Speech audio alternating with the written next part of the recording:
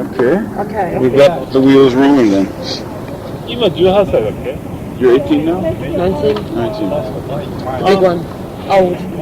Nearly. 20 next year. That's the big one. Watch out. で、彼女のやってるような、いわゆる60年 But the actual type of music you're performing is sort of a reflection of 60s stuff, which is not stuff you were listening to back then, right? In the 60s. Well, in the 60s I was only just born. Yeah. So I wasn't really listening to anything then. Mm-hmm. It's what I've mostly grown up with, mainly. How is it that you grew up with that stuff rather than this? I don't really know. I think maybe it's partly because my mum she's a fairly young mum, so she's always bought lots of records and that sort of thing. So I grew up with a lot of what she listened to. Then, ironically enough, a lot of my friends were the Jam fans and a lot of my friends were the mods. So, you know, they had a lot of 60s records in their collections, which I suppose I listened to, took interest in, and went out and bought, you know, similar stuff. And partly it's just it's the type of music that I prefer, particularly the black stuff like Sam and Dave I really, really liked. I'm also getting into Sam and Cooke at the moment, and Otis Redding I like. Aretha Franklin, yeah, I like her too. And obviously Motown, I think, you know, there aren't many people that don't like Motown. So, but I think it's a really, really good label. With a fantastic reputation. You were you're actually probably most receptive to music right now, but you're a child of the 70s basically. You never thought about performing like 70s rock like Zeppelin or glam rock or... No, I suppose I did. That's another reason why maybe I did revert back to the 60s, in that I grew up in the 70s and I don't really find the 70s very inspiring at all. I never did. The only things that I was interested in the 70s, I went through typical little girls Bay City Roller stage, which I think all little girls went through at that age, and a lot of big girls too actually. And that's about it. There isn't much in the 70s that I look back and think I enjoyed that, except now maybe some of the 70s soul, like George McRae. Look back at some of that, even KC and the Sunshine Band and some of that stuff was quite Miami good. Disco. Yeah, you know, sort of what I just call 70s soul, where it's like Miami Disco, Philadelphia soul. But I suppose growing up in the 70s then, and taking an interest in music, whereas all my friends were taking an interest in what was current, I took more of an interest in what was happening 10 years prior to that. Because I didn't find the 70s very inspiring. Glam rock bored the pants off me. You know, Mark Bolan and all that stuff. I couldn't get into it. I must be one of very few people who doesn't possess one Beatles record or one David Bowie record. And there can't be many people around that can say that. You seem to have a real passion for the American black stuff, though. In fact, almost solely. It's kind of an inverted snobbery in a way, really, when you think about it. To pin your taste down entirely to one particular sound, particularly a sound that you can't even begin to emulate yourself, because I couldn't. I'm never going to sound like a black girl for a start. But I just believe that, and it's something that is said so widely, which is why I think it sounds like inverted snobbery in a way, that the people, the black singers, particularly those that come out in the 60s, just set such a trend for something that's never going to stop. It's always going to remain current in one form or another. It's just going to be people going to be handling it in a different way, and their attitudes to it isn't going to change. They're just going to handle it in a different way. People are going to take influence from that all the time and express it in their own way. I mean, Culture Club do it. You listen to a lot of their stuff, and maybe you'd never believe in a million years that was, you know, influenced by black stuff, but a lot of it is. A lot of my stuff is influenced by black stuff, and you probably never guess it in a million years, because it's really, it doesn't sound as much as authentic if it was intended to be. It doesn't. It wasn't intended to be. But if it had been intended to be, it sounds nothing like it. But the influence is there. But I think, I mean, it's not, the people who did it in the 60s weren't really originals anyway, because they draw their influence from previous black music, you know. But I'm not really wised up on all that. Did you ever come across another British female vocalist, like say when you were a little bit younger, who had been doing great things with that sort of black influence? Was anybody or even a man? I think the first person that really, really, really influenced me on that, and I really hate harping on about him these days because he's a big megastar now. But it was Paul Young. Oh. Because I was a big Q-Tips fan, and I traipsed up and down the country and followed him here, there and everywhere. And I love the music, and that's where I drew my first inspiration from, really, for that music. Apart from the fact that I grew up with it anyway, my first big real interest for it came from seeing the Q-Tips and wanting to listen to the originals of the songs they were covering. But Paul's voice, I mean, he's just got the most incredible voice. I don't like his voice as much now as I did when he was with the Q-Tips. It had a much more defined quality to it that went with the music he was singing then. And it seems to have smoothed a bit now, mellowed maybe. But he's still got a fantastic voice, and he sounds like black. You know, he can make himself sound like a black guy at times. You can be sitting and listening to it, and if you didn't know it was the Q-Tips or whatever, you'd swear it was like a black guy singing. But that's the person I most look up to for that. I mean, if you want to answer your question, that is the answer. Other singers, there aren't many female singers that I really respect. I don't really think I'm maybe one of the ones to be respected either. But Martha Reeves, I think, was brilliant. I think she's absolutely brilliant. She's still alive. Yeah, I know, but she doesn't really do much anymore, does she? She's a bit sort of non-active, inactive rather. Yeah. But she was brilliant in her heyday. And I mean, her voice hasn't kept as well as, say, Diana Ross. But she was really, really good, I think. And she still could be, I think, some of the stuff she did. She put an album out in 1977, I can't remember what it was called, but it was really, really good. We took one of the songs off it and covered it for my album. Is that right? Yeah, the song from Thank You was on my album. It's covered from General Johnson wrote it. And who else? Kate Bush, I think she was good. Not necessarily because I necessarily liked her music, but I just think she was very original. And there aren't many people who can say that about these days, but she was original, which I think is what is most outstanding about her. I think with your indulgence here, let me inform our host here. Why do you think there was this change in attitude from the 60s to the 70s? In the 60s, you had a lot of very up-tempo songs. In fact, just about everything Motown ever put out was very up. Then you have the 70s where we took a real downward trend, and especially in Britain where you had stuff like progressive rock, which, 20-minute songs that droned on for, do you have any idea, or do you agree or disagree that there was that sort of a swing? There was that sort of a swing, yeah. I couldn't begin to put an explanation to it. All I know is I didn't like it. But, I mean, these things happen. I mean, it's something like that's bound to crop up again sooner or later. It's the same when you got all these synth bands. There's always going to be like a new craze for something. And maybe progressive rock was hip at the time. People liked sitting there getting stoned while listening to a 20-minute song that sounded exactly the same all the way through. But it's like when all the synth bands came through. There was a really big craze for complete all synthesised bands. No guitars, no real drums, nothing. And that phase soon died down, and now synthesizers are being used properly, I think, in the proper sense that they're being used, a combination of synthesizers and real instruments. But as for the progressive rock thing, I don't know, and I don't really care. It never really interested me anyway, and it still doesn't. I don't like any of that stuff.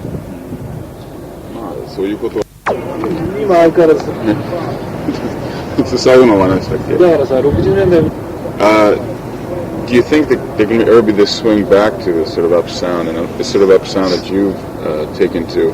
I mean, the charts, the way they are now, are not really receptive to your type of sound, probably, especially in, say, in America. There wouldn't be a chance of becoming number one. What do you think? No. Which country are you referring to in particular? Britain, or? It could be Britain, or it could be... Because I think in Britain, that sort of upfall sound is getting there again. But there certainly is, going back to that synthesizer thing as well, it's exactly the same as that progressive rock thing. There was a stage where, apart from groups like Depeche Mode, who were doing quite upfall records, there was a period where all these synthesized bands were doing real gloom, doom, depression stuff. It was like, put this on and hang yourself from the lampshade, But I think the charts are getting a bit more uphill again now.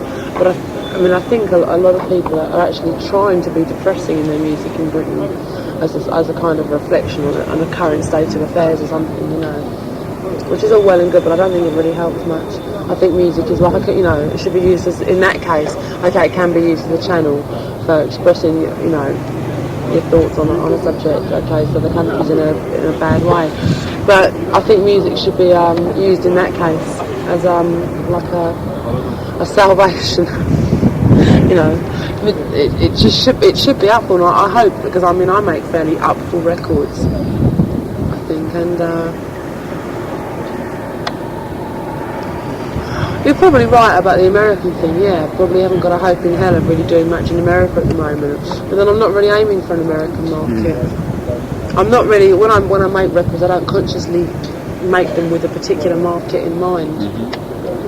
But obviously it would be nice if all songs could be like universal or have universal appeal, but they don't, and that, you know, that's who knows what the whys and wherefores of all that are. I mean, it's just a case of you can't strike the right chord and expect to have struck it lucky everywhere. You know. Now I think that in Britain I've done fairly well. My first two singles, although I'm not, in some ways I kind of regret releasing the second one. The third one isn't, you know, it's not doing too well in England, but I think my next one will do really well, and it's the first time I've released a ballad in Britain, and I'm kind of looking forward to that. But it's a ballad without being gloomy or depressing, or you know, hey baby, you've walked out on me, you know, I was the love of your life, now I'm going to slash my wrist. It's not one of those sort of ballads. It's just, it's quite a refreshing, upful sort of ballad. Oh dear. I don't know what I'm talking about. Yes, I do. Yes, I do. Sort of. I hope you do. Sure, we follow you. It might be kind of sound like an odd contrast, but say you get an artist like Tracie Young, who is doing more of a straight early 60s sound with no 80s pretensions of any kind whatsoever. They're almost like cover versions. In fact, there are a couple of cover versions, if I'm not mistaken. They're all cover versions. She's done an album of 9 cover versions and 2 originals. Is that right? Yeah. 2 originals, huh? Okay. But anyway, hers is like just, you know, it's like... It's Sorry, I've got strong feelings on that subject. Okay, well, you can touch upon that in a second, but he says that in your case, yours sounds... You take the same 60s, but you put it in more of an 80s context. Is this something intentional, or...? Well, yeah, it's not really intentional. It's not a case of saying, right, we've got this 60s song, right, but we don't want to make it sound like a revivalist job, so let's shove a few 80s overtones on it. It's not a case of that. It's more a case of taking a song and it's not got any direction at all in its original state, right? But we're living in the 80s with 80s influence, 80s music all around us. But in my case, there's also a tendency to go back to the 60s slightly. So both influences come through, and I think they make a nice combination at the best of times. Although I don't think that applies to all my songs, because a lot of my songs, particularly some of the stuff on the album, isn't at all 65, you know. It's dead straight forward, like Souls on Fire, Moving Together, the ballads. But as for the Tracie Young thing, I don't like what she does as far as singing goes, and I feel terrible because I'm always saying this, and it sounds just like a constant bitch against Tracie Young, and it's not like a vendetta that I have against her, apart from the fact we're always getting mixed up. I'm fed up with people asking me for my autograph. Please, Miss Ullman, can I have your autograph? But not only that, but I don't think what she does, she doesn't treat it with any respect. Now, if you're going to take a sound from something as good as the 60s, and the 60s were good, and not just musically either, you know, that there's something I always regret being born in the middle of the 60s, right? But she takes a sound, and it's completely... It seems very plastic to me. There's no sort of feel for the music there. It's just, she's just a studio puppet. She just goes in there and just sings, and she doesn't even do that very well. And it does sound like a real vendetta, a real bitchy little vendetta, but it's not meant to be that. It's just I can't understand people like that who just churn out cover versions and cover versions and cover versions and cover versions, you know, and just do nothing to them. They might as well just virtually reissue the original record and say, Tracie Young wished to record this herself but couldn't decide to do anything different with it, so we've reissued this one instead. right? Which has exactly the same impact as far as I'm concerned. But I mean, even that version of My Guy that she did, she managed to somehow make that sound like a sort of a 60s pastiche thing, you know? And I don't like it. I think it's very tacky, the whole thing. I really don't like it. Oh, you're going to hate me when you walk away.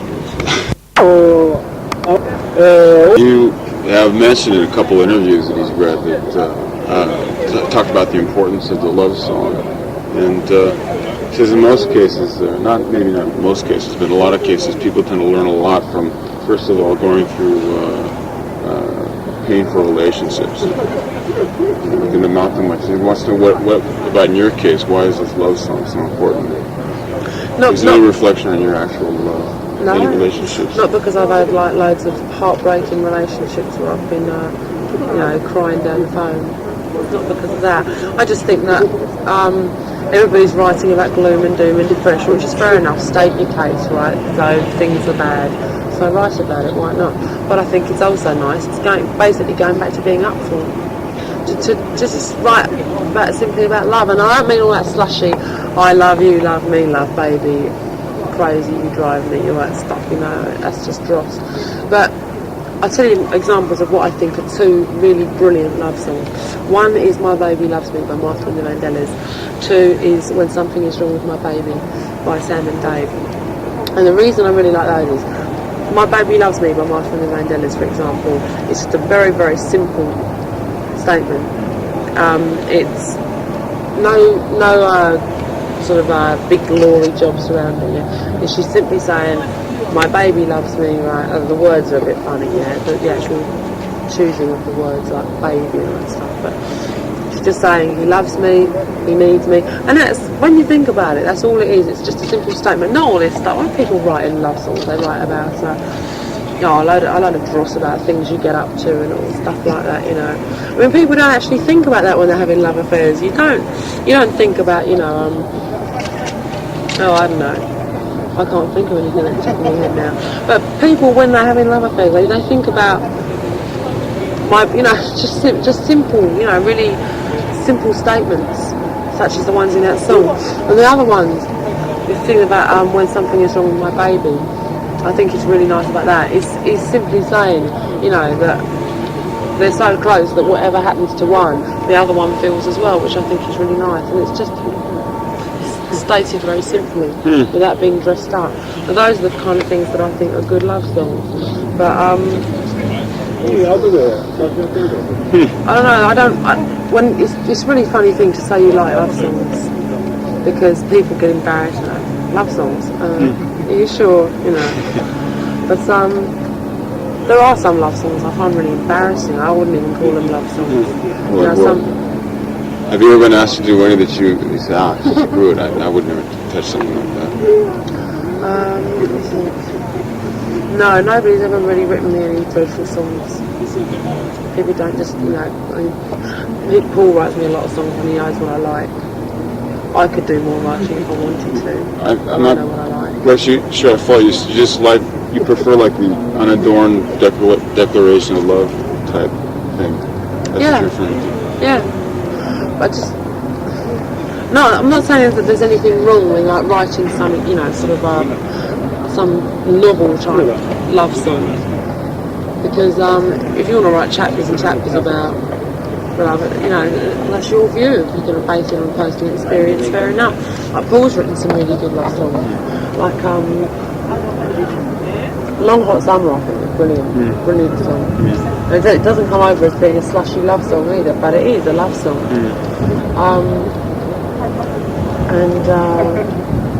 What's that track off the album? You're the Best Thing that ever happened to me. That's a really good love song as well. And that's one of those really sort of moving ones. There's a lot of stuff that Lionel Richie does, which is just too slushy to be true, I mean, some of it's nice, I must admit I've got a weak spot for 3 Times a Lady. But most of that slushy stuff is just rubbish, isn't it? Don't you think? It's almost embarrassing to listen to it. It's kind of hard to stomach at times. Yeah. I mean, that hello. Have you heard that? Have you heard it? Oh, sorry. I'm sorry, but it's just embarrassing to listen to Well, it. let's say you're supposed to sit down, like you've been provided like with music, and you're supposed to write lyrics, and the guy says he wants you to write a love song. What do you think the first thing you deal with? Would you deal with heartbreak, or would you deal with your passion for a person, or would you just deal with the simple declaration of love you're talking about? What do you think you would attack first? Well, it depends, doesn't it? I mean, On your state of mind? if you're a really sort of depressing person, No, I mean deal your with own case heartbreak. though. Well, in my Yeah. case, I've got really not much heartbreak to base it on, so I wouldn't base it on heartbreak because I haven't really had that many broken love affairs, right? I mean, it's just like when somebody starts out with like some chord changes that are all in a minor mode, they automatically go, "Oh, babe, you left me, and now I'm down, and I'm ready to die," and etc. But It's you, gross, though, isn't it? It's absolute rubbish. Yeah. So that's what- like Lionel Richie. how would you attack it though? I mean, what would your Well, approach first be? of all, you got to listen to the music, haven't you? Yeah. Right? The music will give you a lot. The music sets the mood a lot, I think. So listen to the music, decide what sort of mood it really is. I'd go for a more artful approach. I'd start off, looking at it from a positive point of view, the good side of love, to think about what is nice about being in love without being slushy or overbearing or a bit gushing, because that's just tiring. And always keep it real, keep it casual as it is. Without getting too heavy also, because but the words have got to mean something, because if you're actually going to sing with any feeling, the words have got to mean something, so that's why I hate all that stuff, you drive me crazy, baby, I love you, love me, love you. How can you, those lines, those corny old lines have been used so many times, they are so well worn. Do you know those two songs I was talking about earlier on? Which one? The Martha Reeves one and the Sam and Dave one. The Martha Reeves one on your album, right? No. Oh, it's a different one. It's called My Baby Loves Me. Oh, I'm not sure, no. It's just a really, really simple love song. And the Sam and Dave one, you don't know the songs. I might recognize if I heard it, but the lyrics don't come to mind. The Sam and Dave one's called When Something Is Wrong With My Baby. You should listen to it. If you get a chance to listen to them two songs, you know what I mean. They're just really, really simple. Okay. Anyway, let's move on to the subject. I'm getting boring again. Tick without being gushing. Okay, well that's get the point. Promotion video, I guess. Where's the House of Jack built? No, there wasn't one for the House of Jack. What was the one you made then? What were the ones you made? Give It Some Emotion and Souls on Fire. じゃあそうなんだよ。なんか彼女が鞭持って男を寝踏みするという。Which one? Is the one you were holding a whip? Give It Some Emotion. He said that was sort of reminiscent of Susie Quattro, maybe not. In the best taste that. Whose idea was that? It was the thing is that video doesn't really speak a universal language because it's based on a British television advert. Oh, I see. It's a spoof thing on a British television advert. The whip thing was actually it's a riding crop, and it was just something that somebody happened to have that we decided to stick in for a laugh at the last minute. It wasn't part of the official props on the set, Who came up with the idea?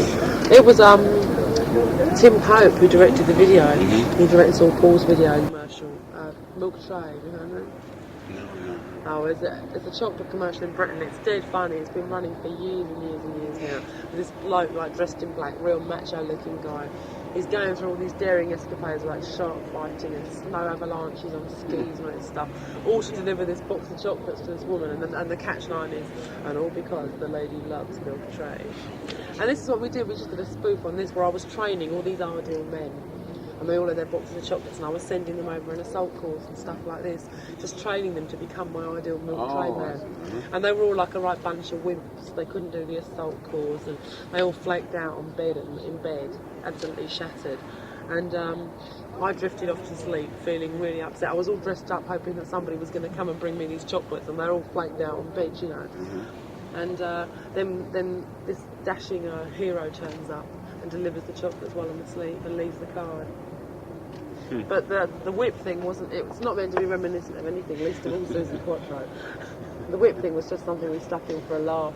Well, yeah, apparently he didn't get it because he thought it was kind of it was seriously rather than tongue-in-cheek, I guess. Oh no, it's tongue-in-cheek, but as I say, the video was a mistake really, because it doesn't speak a universal language, because it is based on a British television commercial.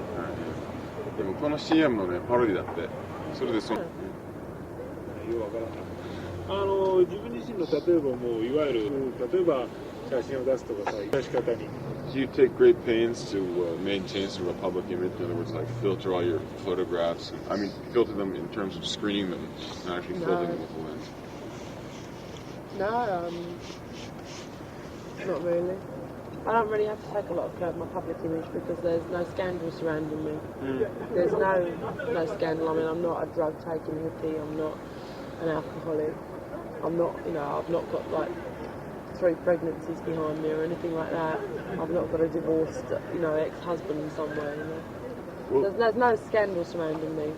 Well, okay. Well, let's put it this way: like the guys in Wham are like, beefcake centerfolds, and they do their best to protect that. Joe Boxers are supposed to be a bunch of working class toughs. They do their best to maintain that. What about in your case?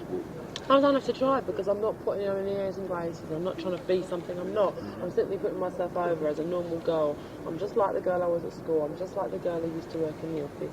And I'm just like all my friends.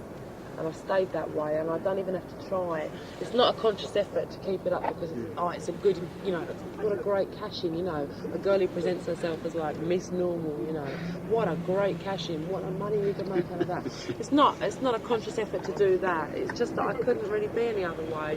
I find it very hard to sort of act the star bit with people. I just can't do that. I hate all the fuss of like record companies fussing around me. It drives me mental, you've always got somebody behind you saying, like, do this, do that, do the other. But it drives me berserk, I hate it. Well, it seems that a lot of the British acts seem to find like a niche for themselves, a sort of a pigeonhole, and sort of stay in there. I mean, the heavy metal crowd is well, that's the trouble. Everyone gets pigeonholed too easily these days. That's why I love the way I presented myself. I'm glad that I never bothered to try and think up an image for myself. And I just steamed in it and said, oh, sorry, this is me. You take me as you find me, I'm afraid, because I'm not like going to dress up in black plastic bin liners for anybody, or start, wearing bloody green wigs or something. Because especially women singers, they just get categorised far too easily. There's 3 specific types in Britain at the moment. You've got your sex kitten, right?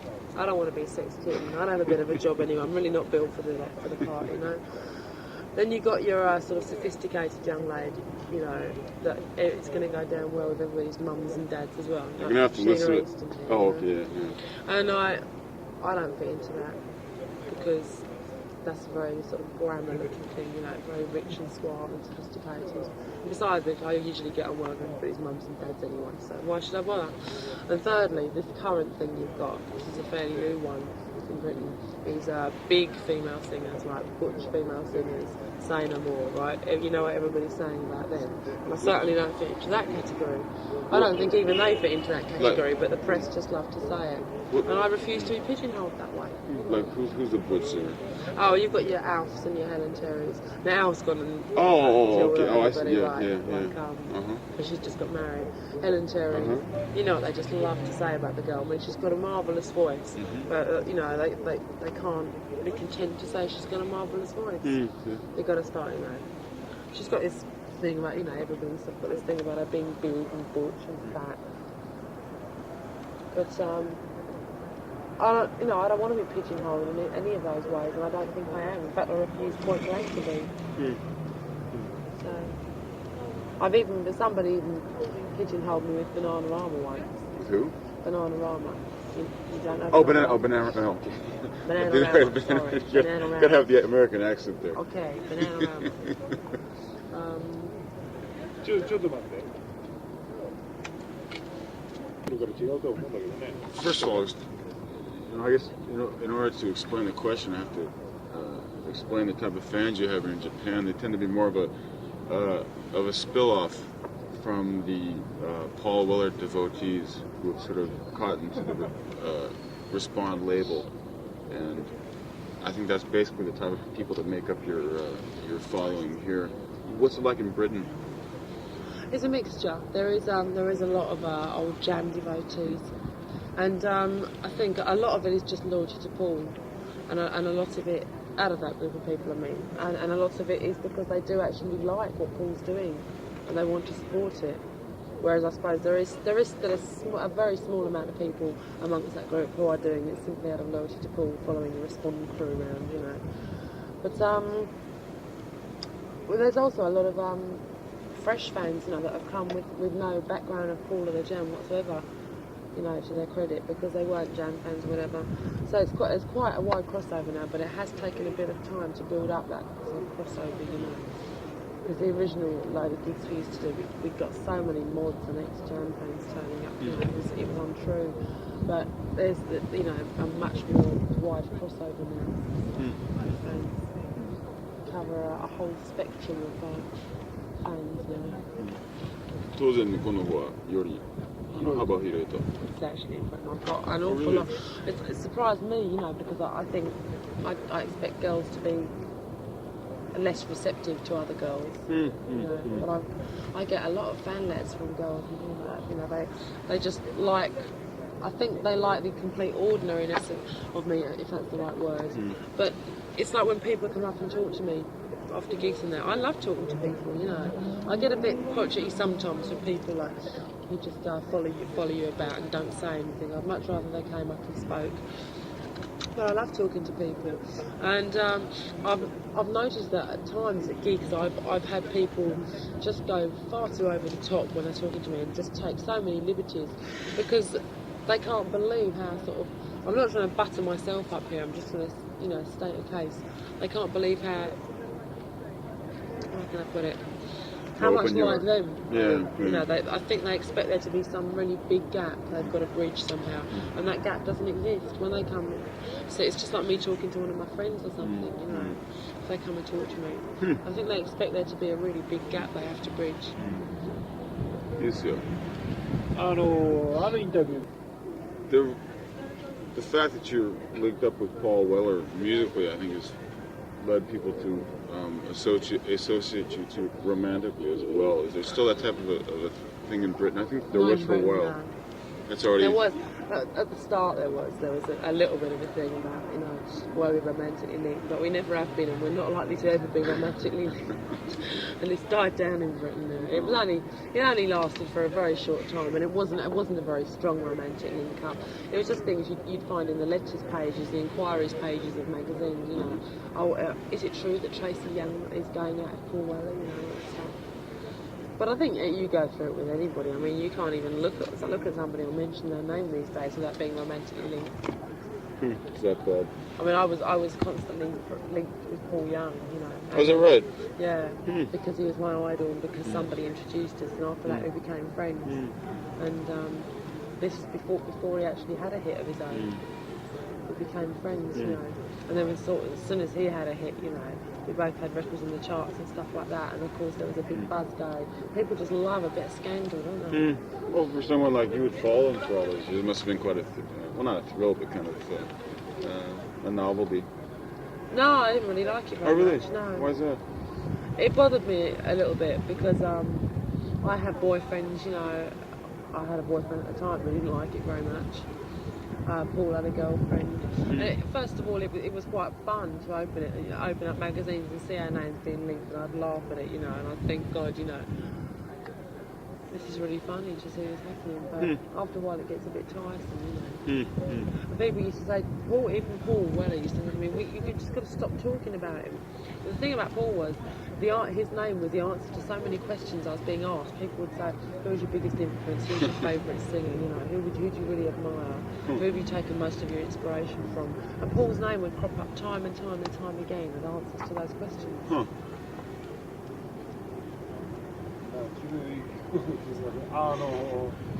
一緒にね、ポール・ウェル Let's ignore it. I have to dwell on poor Paul here.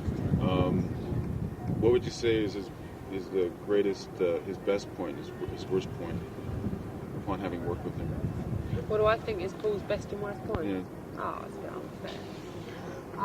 What dreadful things could I say about him? Yeah, this is all going to be running smash hits next week, of course. Oh, But right. yes, yes, please. Well, I think his best point is, what you're talking about from a personality As a working companion. as a working companion.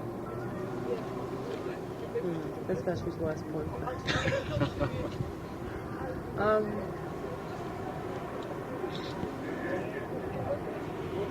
Oh dear, this is really hard. well, if it's that hard, we can skip it. It's not a test. あんまり真剣に考えないで冗談みたいな質問だと思って It's just take it casually. If you can't answer, don't feel compelled to. I think his worst point is his impatience. He does get very impatient about things. And also maybe the other thing, as far as working together goes, maybe the fact that he forgets that he's been around and done a lot more than I have, and he's had a lot longer to do it, and he sometimes forgets that I've got a lot more to learn, and that it does take me some time sometimes to understand things. Maybe that's his worst point now. I think his best point is that he does understand young people. He does understand the need for young people to have room for their potential to grow and to be able to do that in practice, you know. And he does understand young people, and he understands their attitudes, because I think he's still like 18 at heart. Is there much difference between an 18-year-old and a 25-year-old, though? There can be, I think, yeah. I think there can be. There isn't in Paul's case, I don't think, even with Mick either. I think Mick's still very young at heart. Not that they're old anyway. I mean, 25 isn't old anyway. But I think some people, you know, they get into a sort of 25 quarter century syndrome thing, you know. So that as soon as you get to that age, you feel the need maybe to start behaving differently, or that your attitude must change because it's expected of you. But Paul doesn't do anything that's expected of him if he doesn't want to, and that's another thing that I really like about him. That's interesting. How was it that Elvis Costello came to contribute to the first track on the A side of the album? He's also puts me off a lot. It's another of his worst points. He's a bad influence on me. Elvis Costello, let me think. I met him there's a British TV show called The Tube. Oh yeah, I've heard of that. And I met him there. We were both doing the same show. Just look. See what I mean? There's this British TV show called The Tube, and we were both guesting on it, and I met him there. And he just completely out of the blue offered to write me a song. We were talking about something else, and he just said that he would like to write me a song. But he said he didn't think Paul would go on the idea very much. But I mentioned it to Paul, and Paul said, well, if you want him to, get in touch, ask him to. And I did want him to, so I got in touch and asked him if he would. And I Love You When You Sleep was the song that he wrote. And that is in fact going to be the next single in Britain. Oh, that's the ballad you're talking Yeah. about. Which seems that seems to me to be the best track off the album. You think so? Yeah. レスポンドというと割とこうなんていうかすごく、ね、 Funny. Seems like everybody at Respond is on very good terms with one another. It's all a very happy, at-home sort of environment. Yeah. Do you have any other contacts with people outside the Respond circle there other than Costello? How do you mean? Well, I What mean, sort of contacts? working or otherwise. People. Not really, no. I mean, I know people, you know, but not really that many. I mean, I know, but as I say, I've already said I know Paul. And, Paul, yeah. And I mean, Elvis, I don't really know him that well. I mean, I just met him a couple of times, and Paul did something with him a few weeks back. Oh, really? A couple of months back now. It was a concert of some sort, some festival for the peace or thing. And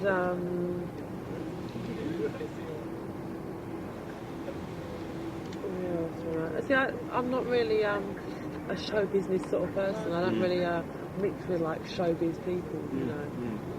So, but the content, certainly the relationships at Respond are very good. But Respond is back just to me and the questions now. We're the only acts on it now. Oh, is that right? So, yeah. Oh. But what we get on very, very well. We've worked together a lot, and obviously you know that you have to take the rough with the smooth. And there was you know a lot of rough at the start, but extra rough leads to extra nice smooth at the end. So we get on really, really well. We work together well. They've written some songs for me. So. 先生、その一生懸命眺めないで。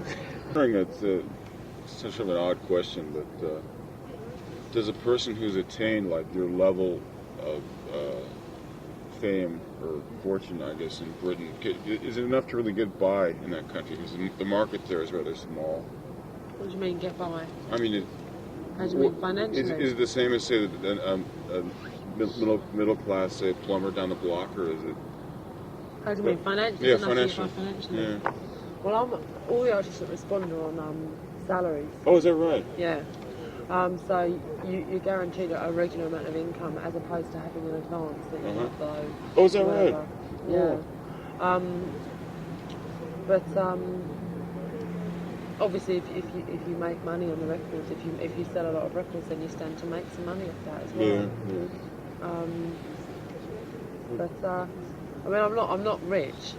That's what you mean. Yeah. And I think I've got a bloody hell of a long way to go before I get rich as well. But I get by. I'm not struggling either. So. My career thing. Well. A lifelong commitment. For me, I haven't really looked that far ahead into the future. I never do. But I know that I want to continue doing what I'm doing because I don't think I'm anywhere near peaked yet. I want to keep going till I peak. And I don't mean peak commercially. I mean peak from a personal satisfaction point of view. Because I don't think I'm a good singer yet. I think I've got a long way to go before I will be, and that's what I want to be, a good singer, technically speaking. I want to be a good performer on stage as well. And I think there's a long way to go, and a lot more I can achieve before I, anywhere near reach the kind of peak that I'm after. I also want to do a lot more songwriting. Surprisingly enough, I'd like to. I'm not going to give any of that shit about. I'd like to get into films because everybody says that and it's crap. I don't want to do any of that. I want to stick to the singing. But I would like to do some more backing vocals. Oh, really? Because I quite enjoy doing backing vocals. I find them much more disciplined and they're actually good training. Who would you like to back? Anybody, I'm open to offers. Really? I'd like to stick an advert in for me. I'm open to offers. Calling all musicians. Yeah. I just like to do some more backing vocals just because I think they're interesting to do, fun to do. It breaks the tedium slightly, the monotony, so that to get away from doing your own thing and just go and do one short job with somebody else. And as I say, it is good training because it is so disciplined, by comparison to taking a lead vocal it is anyway. だそうですな。